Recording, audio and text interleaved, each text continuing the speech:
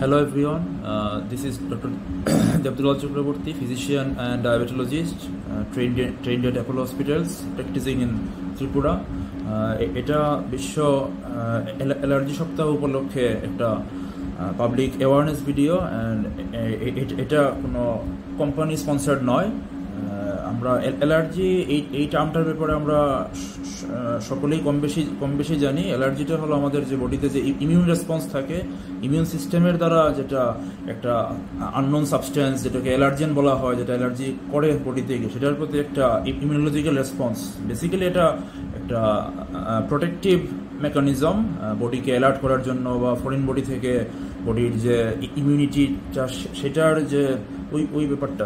তবে সাধারণ মানুষের হিসেবে বলতে গেলে যেমন স্কিনে একটা ইচিং হচ্ছে, সেটাই জেনারেলি মানে অ্যালার্জি বলতে মানুষ মনে করে। তবে অ্যালার্জি ডিজিজের বিভিন্ন টাইপ থাকে সিমটোমেটিক্যালি, যেমন রাইনাইটিস, আর্টিকারিয়া মানে চুলকোনো, তারপরে কন্ট্যাক্ট ডার্মাটাইটিস, একজিমা, জিআই অ্যালার্জিও হতে পারে।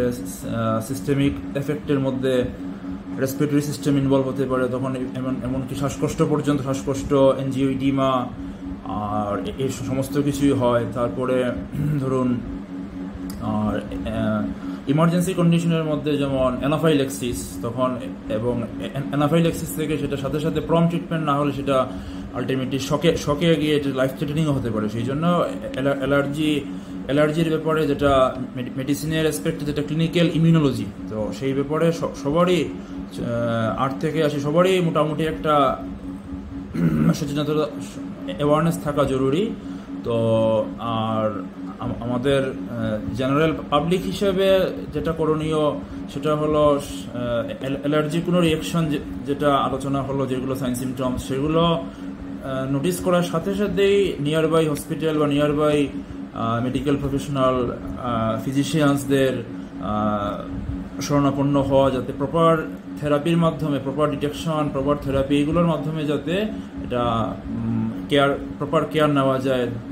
অনেকেই এরকম করে যে ওভার দ্য কাউন্টার ফার্মেসি থেকে ওষুধ কিনে খেয়ে নিল, কিন্তু অ্যালার্জির এখন মডার্ন জেনারেশন যেগুলো ড্রাগস যেগুলো আছে অ্যান্টিহিস্টামিনিকের মধ্যে, যেগুলো নন সিডেটিং, মানে ঘুম করবে না, এক্সট্রা কোনো সাইড এফেক্টস হবে না, তারপরে ফুডের সাথে ইন্টারাকশন আছে কিনা সেগুলোও খেয়াল করতে হয়। নিউয়ার জেনারেশনসের মধ্যে যেমন ইভাস্টিন, বিলাস্টিন, ডেসলোরাটেডিন, এই জাতীয় যেগুলো নিউয়ার মলিকুল, সেগুলো ইউজ করা উচিত। আগের যেমন সেট্রিজিন, লিভোসিট্রিজিন, সেইগুলো সিডেটিং হয় বা অ্যান্টিকোলিনার্জিক সাইড এফেক্টস থাকতে পারে। আর যেগুলো ঘুম বেশি যেগুলো করে, সেগুলো ইউজ করলে যারা কাজে আছেন, যারা তাদের সেই এইজ গ্রুপের ক্ষেত্রে সিরিয়াস ইস্যু হতে পারে।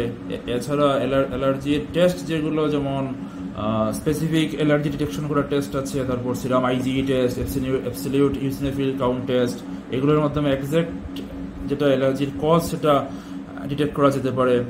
আর ইমিউনোথেরাপির মধ্যে এগুলো খুব কস্টলি হয়, যেমন ওমালিজুমাব বা অনেকের যেগুলো স্পেসিফিক কিছু ভ্যাকসিনেশনসও আছে, সেইগুলো মাধ্যমে প্রিভেন্ট করা যায়। তো ওইটাই মানে মুদ্রা কথা হলো, আমাদের প্রপার অ্যাওয়ারনেস রাখতে হবে আগে ভাগে, যাতে মেডিকেল প্রফেশনালস কনসার্ন যারা আছেন তাদের শরণাপন্ন হয়ে তাদের মাধ্যমে আমাদের প্রপার কেয়ার নিতে হবে, নাকি নিজে ওটিসি ড্রাগ ইউজ করলাম বা কাউকে জিজ্ঞেস করে একটা ওষুধ খেয়ে নিলাম।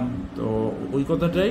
তো যাই হোক, সবাই সুস্থ থাকবেন, ভালো থাকবেন, নমস্কার।